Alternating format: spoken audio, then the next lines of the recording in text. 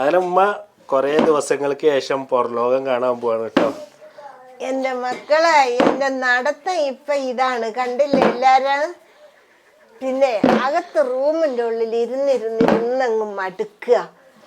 അപ്പൊ ഒന്ന് പുറത്തു പോകാൻ ഒരാഗ്രഹം. നാളേക്ക് 15 ദിവസമാവും.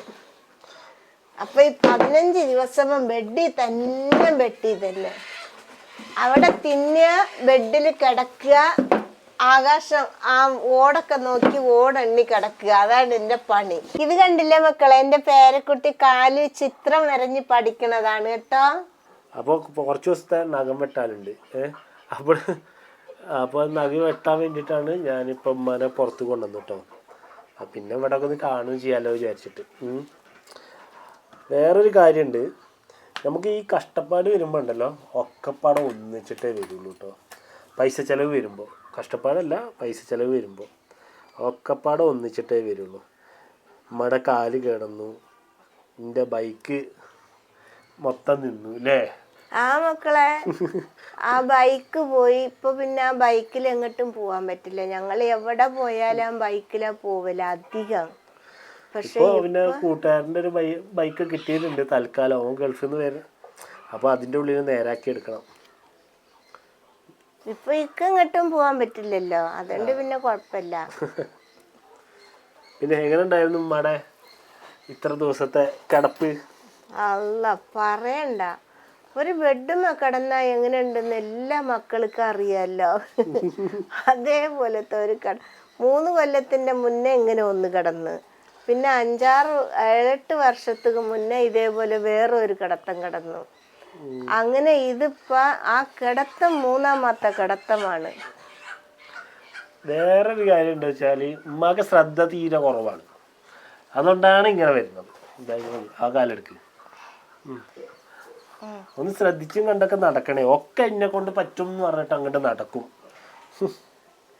അങ്ങനെയല്ലേ മക്കളെ നടക്കുക, പറ്റില്ല പറഞ്ഞിട്ടിരിക്കാൻ പറ്റുമോ? വയസ്സായതൊന്നും ഉമ്മ അറിയണില്ല, അതാണ് സംഭവം. ഇപ്പോഴും 18കാരിയാന്നാ വിചാരം. അതൊക്കെ എനിക്കറിയാം. എനിക്കിപ്പോ 55 വയസ്സായി. അത് വയസ്സില്ലാത്തതാ.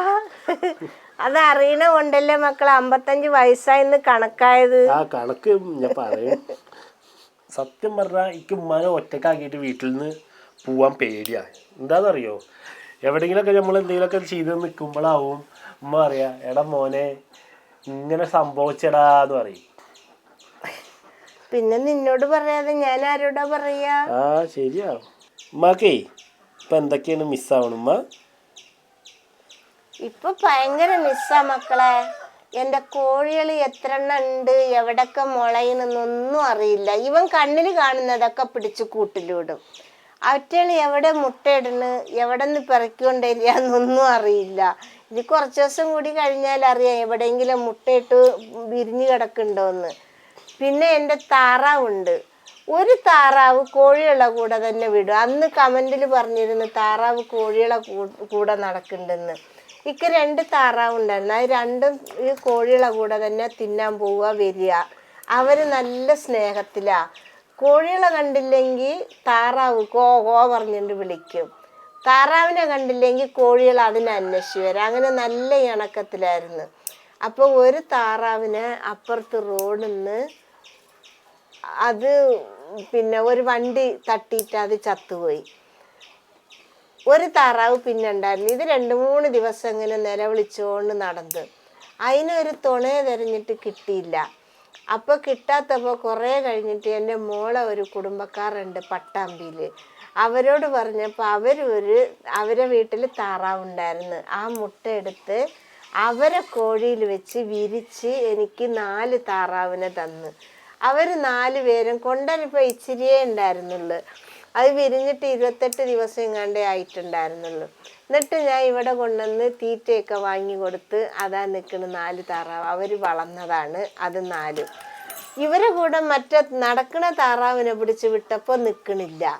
അത് ഇങ്ങനെ അതിൻ്റെ ഉള്ളിൽ കിടന്നിട്ട് അങ്ങോട്ടും ഇങ്ങോട്ടും കിടന്ന് ഇടിക്കുക മറ്റേ താറാവുകളെ. പിന്നെ മറ്റേ കോഴികളൊക്കെ അതിനെ വളഞ്ഞു നിൽക്കും വന്നിട്ട്. അപ്പം ഞാൻ എന്താ വിചാരിച്ചത്, അത് അതിൻ്റെ കൂടെ തന്നെ നടക്കട്ടെ എന്ന് അങ്ങനെ വിട്ടതാണ് ആ താറാവിനെ. പിന്നെ ഇവർ 4 പേരെയും ഞാൻ പുറത്ത് വിട്ടിട്ടില്ല, അതിൻ്റെ ഉള്ളിൽ തന്നെ നിൽക്കുകയാണ്.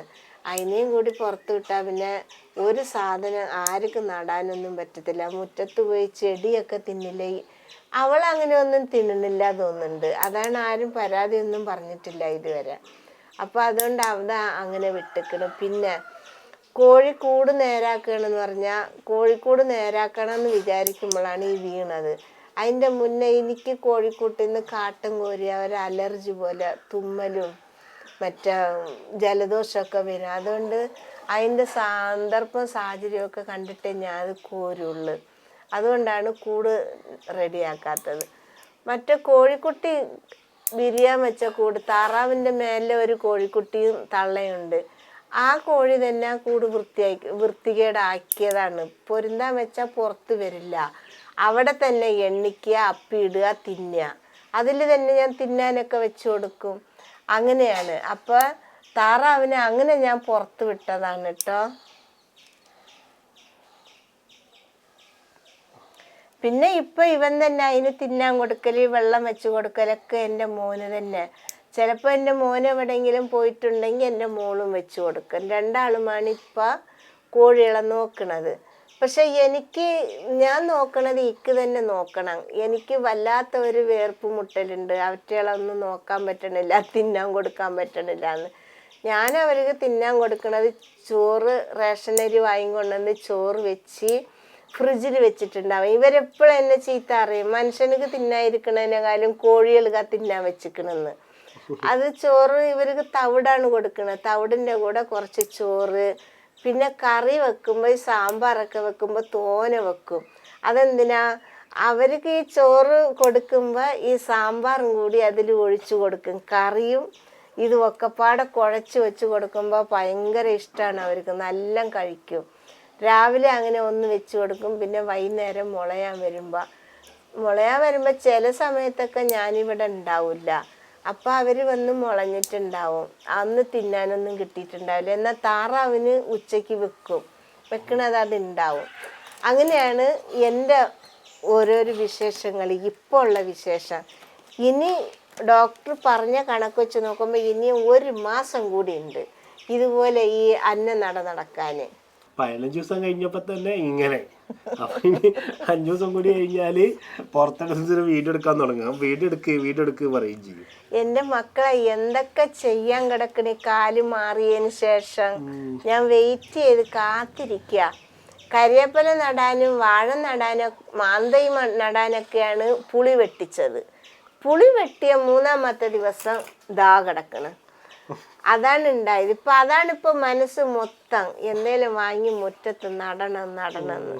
മക്കളെ, അപ്പം ഇത്രയേ ഉള്ളൂ ഇന്നത്തെ വീഡിയോ. ഇത് എല്ലാവരും കാണണം, കണ്ടിട്ട് കമൻറ്റ് ചെയ്യണം കേട്ടോ.